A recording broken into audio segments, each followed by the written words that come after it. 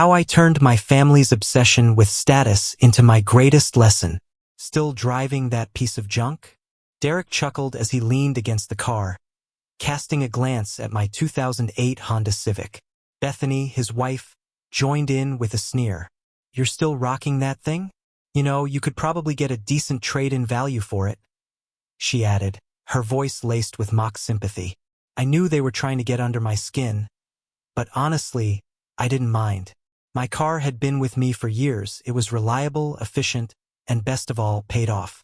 Sure, it didn't have the flashy appeal of their new BMW or the Audi they'd been driving last month, but I wasn't one to care about those things. Not anymore. But as Derek and Bethany's laughter echoed in the driveway, it wasn't the usual light-hearted banter. This time, there was something different in their tone. Something that felt more like a judgment. Still driving that rust bucket, huh? Need help getting a proper car?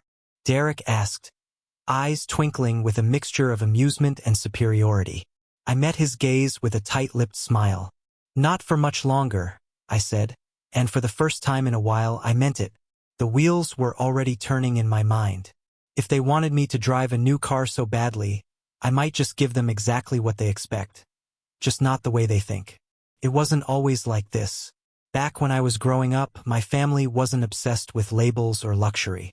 We valued practicality, things that worked, things that lasted. I remember my dad's old pickup truck that could barely fit more than a couple of bags of groceries, but it was dependable. That's how we lived. Simple, steady, no need for flashy anything. But everything changed when Derek started making money. Big money. Suddenly, it wasn't enough to be reliable to have a solid savings account. No, now the family's barometer for success was whether or not you were driving something that turned heads, wearing the latest brand names, and constantly showing off how well you were doing. The shift was subtle at first, but over time, it became impossible to ignore. I'd be sitting at family dinners, listening to them talk about their latest car upgrades, their new vacation homes, their expensive gadgets. It was like I had stepped into a world I didn't recognize anymore. My sister, Sarah, was the most vocal about it. Come on, Jake, she'd say, her voice filled with a mix of concern and impatience. You need to keep up with the times. It's all about image. You're not getting any younger, and people will notice if you're still driving that old thing. It wasn't like I didn't have the means. I had done well in business, built solid investments, and was living without any debt. But none of that seemed to matter to my family. They didn't care about the fact that I could walk into any room and hold my own without needing a shiny new car to do it for me. Derek's voice echoed in my head, his favorite mantra, image is everything. It was hard to ignore, but I had learned over the years not to let their opinions dictate my life. I still held on to my 2008 Civic because, in my eyes, it was a symbol of who I was, a person who wasn't defined by the car they drove, but by the choices they made. The irony of it all was that while Derek and Sarah were climbing higher up the social ladder, they were losing touch with the very values that made our family what it used to be. Before I share what happened next, the moment that left an entire room of my family members speechless, I want to connect with you, my amazing viewers. Where are you watching from? Drop your country's flag in the comments below. And if you've ever had to stand your ground when others didn't understand your choices, hit that like button, because this story is just getting started. Thanksgiving dinner at Aunt Linda's house was always a mix of family chaos and laughter. But this year, it felt different. As I pulled up in my trusty Civic, the familiar hum of the engine comforted me. But the scene that awaited inside wasn't as warm. Derek and Bethany had once again upped the ante, pulling into the driveway in a brand new, gleaming sports car. The kind of car that screamed, I've made it. It wasn't even subtle. Their flashy new ride was practically begging for attention. Inside, the aroma of turkey and pumpkin pie filled the air, but the mood had already shifted. Derek was in full show-off mode, his eyes gleaming with pride as he leaned in to tell anyone who'd listen about his latest rescue mission. Did you guys hear about Aunt Linda? Derek said, his voice carrying through the room. She was driving that embarrassing old Honda. Couldn't have that. So I took care of it for her. Got her a nice, brand new luxury car. It's amazing what a little financial guidance can do for someone. Huh? I felt my stomach twist as I stabbed my fork into my plate, pretending to be absorbed in the mashed potatoes. Derek's voice was casual, but the underlying smugness was undeniable. It wasn't enough that he'd just flaunted his newest acquisition. Now, he was rubbing it in my face by bringing Aunt Linda into it. Just when I thought it couldn't get worse, Sarah chimed in, taking Derek's side with a tone that felt oddly patronizing. "You know, Jake," she said, her voice sugary sweet, "I'm really starting to worry about you. I mean, your car, it's just, well, it sends the wrong message. What do you think clients would think if they saw you rolling up in that thing?" I could feel the blood rush to my face, but I kept my gaze fixed on my plate, trying to ignore the sinking feeling in my stomach. The pressure was mounting, but I wasn't about to give them the satisfaction of seeing me snap. "It's not about the car," I muttered under my breath, though I wasn't sure anyone could hear me over the chatter. But they did. Sarah's smile stretched even wider. "Of course, it's about the car, Jake," she said, her tone dripping with faux concern. "It's about everything. Image is everything these days. Don't you want to be taken seriously?" And there it was, the final nail in the coffin. It wasn't just my car anymore. It was my life, my choices, my very identity that was being scrutinized. I could feel the frustration bubbling inside, the anger growing, but I swallowed it down. I couldn't let them see how much their words were affecting me. Not yet. For now, I just kept quiet, continuing to chew my food, wishing I could escape to anywhere but this dinner table. But deep down, I knew something was changing. The pressure was building, and I was done pretending. If they thought I was going to fold to their idea of success, they were sorely mistaken. The wheels in my mind began to turn, slowly at first, but with growing speed. Maybe it was time I played their game, but I wasn't going to play it their way. Before I continue with the rest of the story, I want to know, have you ever been in a situation where everyone around you is pushing you to be something you're not? Drop a comment below and tell me how you handled it. And don't forget to hit that like button if you think it's time for people to stop judging others based on appearances. Trust me, this story is just getting started. As I drove home with Emily, the silence in the car was almost unbearable. The weight of everything that had been said at dinner sat heavy in the air, and I couldn't shake the feeling of frustration building inside me. My hands gripped the steering wheel a little too tightly, the dull hum of the engine barely breaking through my thoughts. Emily, ever perceptive, noticed the tension in my posture almost immediately. "You're plotting something, aren't you?" she asked, glancing over at me with that knowing smile of hers. I couldn't help but grin. She knew me too well. "Maybe," I said, my voice low, but there was something in it, something mischievous. She raised an eyebrow. "What are you thinking?" I let out a slow breath, already feeling the gears of my plan click into place. I'm done letting them push me around. They've been assuming too much about my life for too long, making decisions for me that aren't theirs to make. They want me to get a new car? Fine. But I'm going to play by my rules. Let's see how they like that. Emily's eyes lit up, a small smirk tugging at her lips. "What do you have in mind?" I leaned back in my seat, the plan already forming clearly in my mind. I'm going to take them up on their offer. But I won't be buying just any car. I'm going big, something they won't see coming. I'll give them exactly what they expect, but I'll do it in a way that teaches them a lesson they'll never forget. The idea of it made me feel alive in a way I hadn't felt in a while. For so long, I had been the quiet one, the one who took the ridicule with a smile. But not anymore. Over the next few days, the plan took shape. I spent hours researching high-end cars, flipping through endless websites, comparing models, specs, prices. And then one car stood out above the rest, the Lamborghini Huracan. It was everything they would expect from someone making it. Flashy, expensive, attention-grabbing. It was perfect. And the best part? I knew exactly how to make it all happen. I could already picture their faces, the shock, the disbelief. They had been so eager to judge me for my humble choices, but I was about to turn the tables. I wasn't just going to get a fancy car, I was going to force them to help me get it. To be a part of it, to put their money where their mouths were. I couldn't help but smile to myself. This was going to be fun. As the days passed, I kept my plans to myself. Emily was on board, of course, but I could see the anticipation building in her eyes every time she caught me staring at my phone, reading about the Lamborghini and the process I'd have to go through. She knew that this was going to be the moment where everything changed. I wasn't just playing their game anymore, I was setting the rules. It didn't take long for my plan to start falling into place.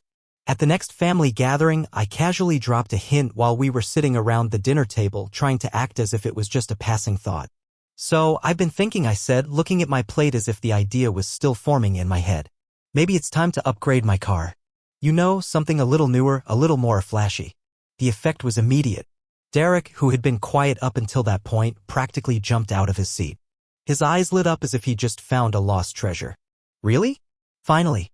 I've been telling you for ages that you need to stop driving that ancient thing. Sarah wasn't far behind, her interest piqued. Well, you know, Jake, we've got the connections. Derek can definitely help you out. He knows all the right people at those high-end dealerships. You'll be driving something amazing in no time. I smiled inwardly, letting them believe they were the ones in control. I don't know, I said, feigning hesitation. I've never really been into the whole luxury car thing. I mean, they seem kind of unnecessary. Derek leaned forward, eager to prove his worth. Come on, man. You don't have to worry about that. We've got all the connections.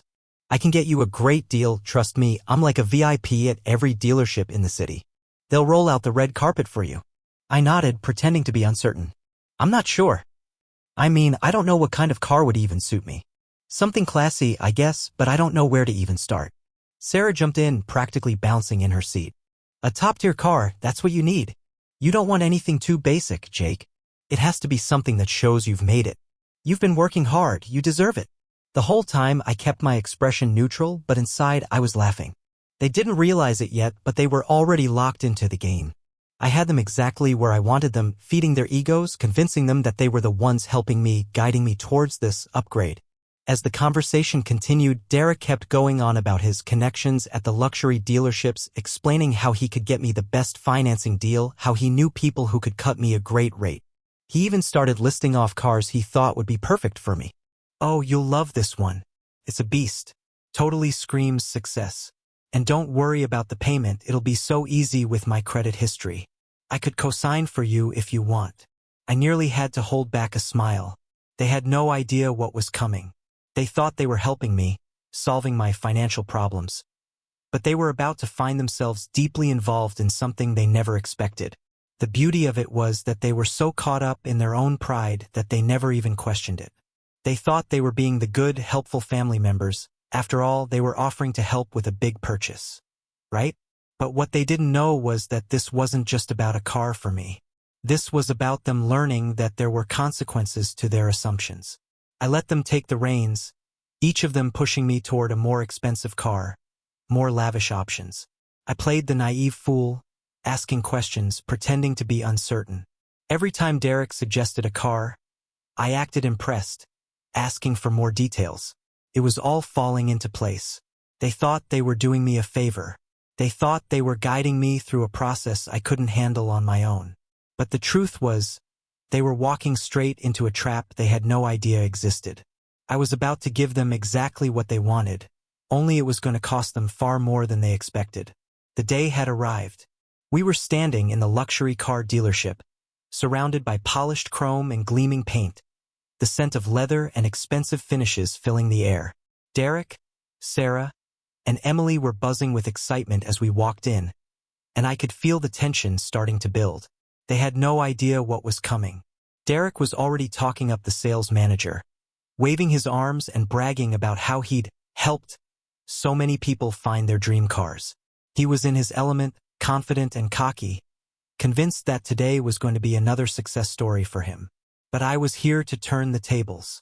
So, Jake, Derek said, his eyes twinkling as he flipped through some brochures. We've got a few options for you. Something sleek, stylish, maybe an Audi or a Mercedes. Those are your typical top choices. You'll be in and out in no time. We'll get you the best deal, no problem.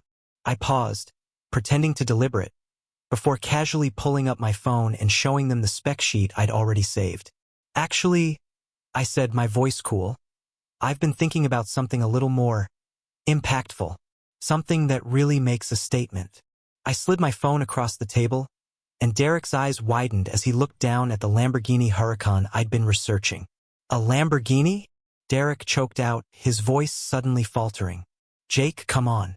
That's a bit much, don't you think? I shrugged, acting nonchalant, but my grin couldn't be hidden. Well, Derek, you've always said image is everything. Isn't this the perfect way to make a statement? His face twitched, clearly thrown off by the suggestion. I don't know, man, he said, trying to recover. A car that expensive? You don't need to go that far. There are more practical options. Think about the payments, the insurance. This is a little out of your league. But I wasn't buying into his panic. You're right, Derek, I said, nodding as if I was seriously considering his concerns. It is a lot of money, but I guess that's the price for making a statement, right? You always tell me how important that is. Emily shot me a knowing look from across the room, her lips pressed tightly together to suppress a smile. She could see the plan unfolding just as clearly as I could. Meanwhile, Sarah had been silent up until that point, but now her curiosity got the better of her. "Oh my God, Jake," she gasped, her voice full of awe as she leaned over to look at the picture of the Lamborghini. "It's gorgeous. You have to get it. Can you imagine the family's reaction when they see you driving this? You'll be the talk of the town." Derek's discomfort was becoming palpable. He shifted on his feet, glancing nervously between Sarah and me. "Look, I know you're excited, but this isn't something you just jump into," he said, trying to steer the conversation in another direction.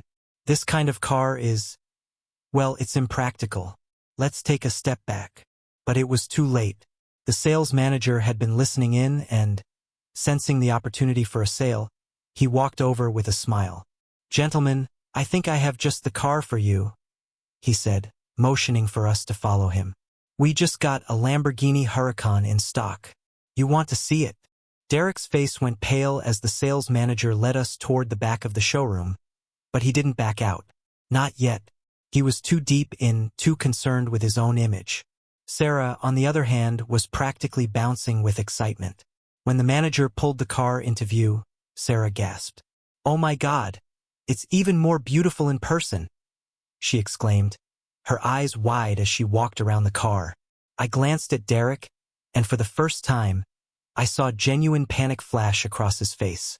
The Lamborghini, with its sleek lines and aggressive design, was everything he'd ever taught me to want. But now that it was right in front of him, the reality of the situation was setting in. He didn't want to back out. He couldn't lose face, but he knew what he was about to sign up for. The test drive was, as expected, a spectacle.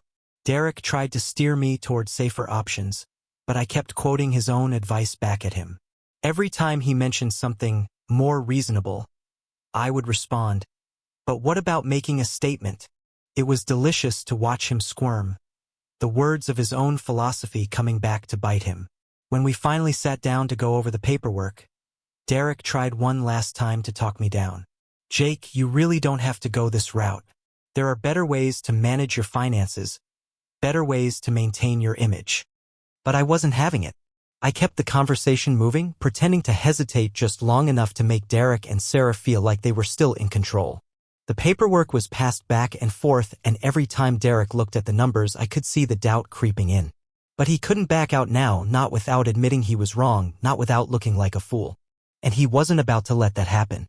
It was then that I made my move. "So," I said, flashing a grin that sent a chill down Derek's spine, "I'm ready to sign, but I think we'll need some help with financing. I'll need a cosigner. I know Sarah's offered before, maybe she can help me out." I let the words hang in the air for a moment before continuing, "And of course, Derek, you've got those great connections, don't you?